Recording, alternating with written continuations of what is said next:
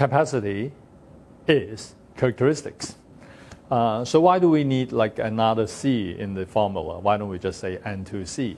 The reason why we have like singled out capacity from characteristics is we want to emphasize the positive aspects of people's characteristics. Say, for example, speaking French or speaking German or speaking Chinese can be considered a characteristic of a person, but it can also be regarded as a capacity. When will it become a capacity? Well, when the language is useful and needed, right?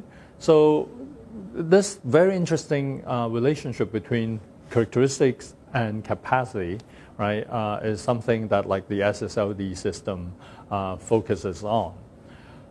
By focusing on strength rather than limitation, we're bringing in sort of a more proactive and optimistic view of our own nature and in our own lives.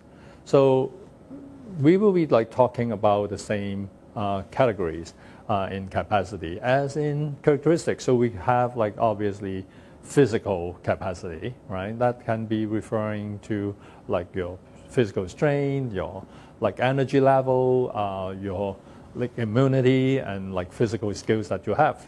We can also be talking about psychological capacity, which would include your intelligence, like the knowledge you have, your sense of like self-efficacy, which is a concept that like you'll learn more about later in this course, right? Self-efficacy generally refers to how you feel or believe that you are capable of like achieving or attaining your goals in life.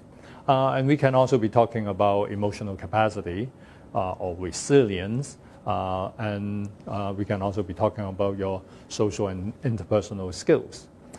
And then the third aspect of capacity is what I refer to as like social cultural capacity.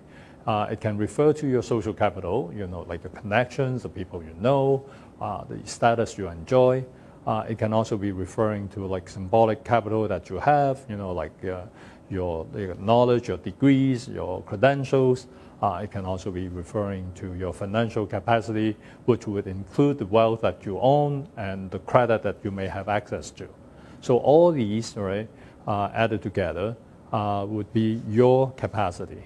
And as I said, your capacity is just the more positive aspects of your characteristics, but we want you to pay more attention to it. That is why we have taken it out and put it into this N3C formula. It is important to remember that although capacity is characteristics, capacity only focuses on the positive aspects of an individual's characteristics. That is why capacity has the same categories, which are physical, psychological, and social cultural.